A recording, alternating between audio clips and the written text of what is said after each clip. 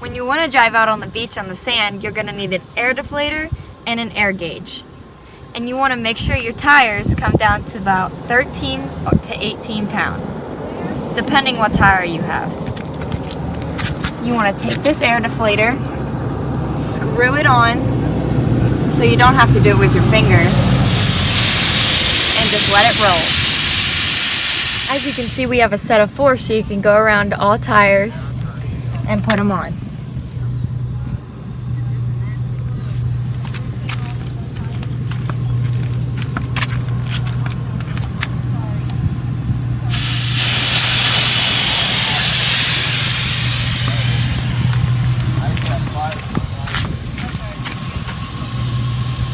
And we can order these at the shop, right? Yes, you can get them at the shop.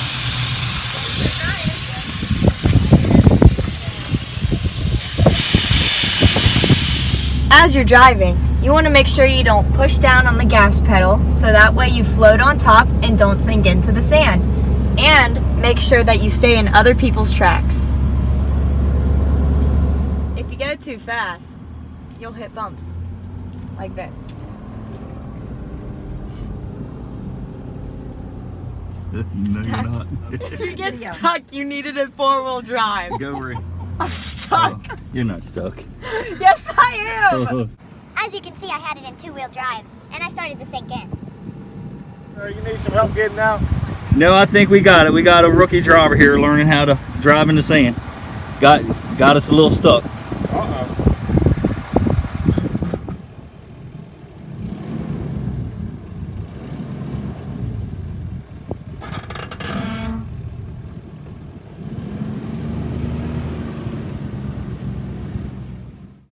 Make sure you have it in 4-wheel drive, or else you'll get stuck like I did. You don't want to turn your wheel real sharp, or else you will get stuck. If you go faster, you're gonna hit bumps and your head's gonna end up hitting the ceiling.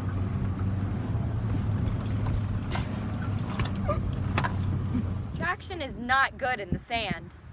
The sand particles are not stable and the tires tend to dig into the sand. The sand provides a poor grip on the surface than it does on your regular roads. Narrow tires tend to sink into the sand more. The tires find it easier to move the sand away from the vehicle than to move the vehicle forward. More resistance requires more throttle to keep your vehicle moving. As I said earlier, the more air you let out of your tire, the wider footprint you will have, and it allows you to float on top of the sand rather than sink in. If you drive in soft sand a lot, you might want to invest in wider tires like tractors do in fields. They're called floater tires.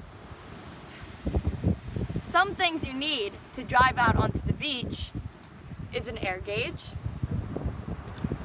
and some air deflators. Now those things are before you even get stuck on the beach. You do not want to get stuck. And to get unstuck, you're gonna need this thing here. It's called a jack. You're gonna need a rope so somebody can pull you out. You're gonna need this to put underneath of the tire so that you can drive up onto it and get unstuck. And this, you know what this is called? It's called a shovel, in case you didn't know. Since you are unstuck now, I think you can go to the beach. Let's go.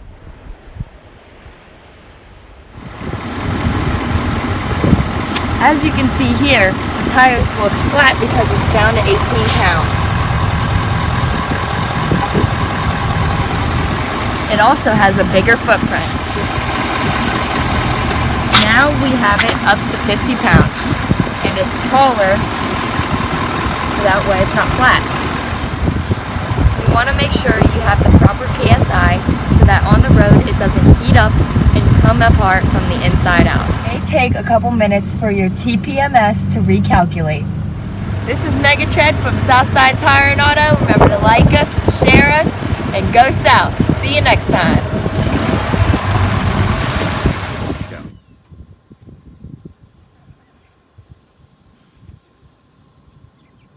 Go.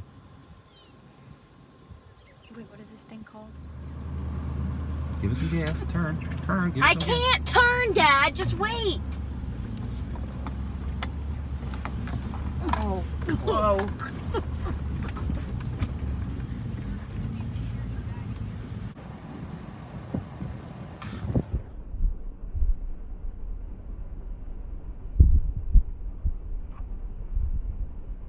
If you drive in the sand a lot, you might want to invest in wider tires, like tractor and trailers. More resistance. Yeah.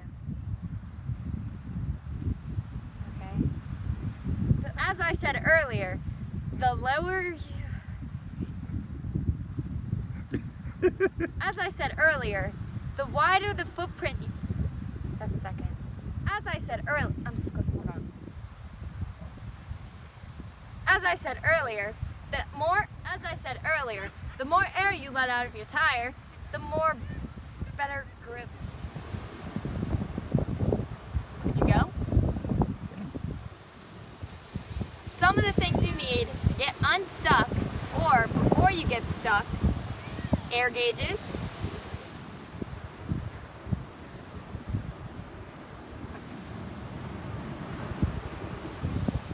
some of the things you need to get unstuck or before you even get stuck: an air gauge,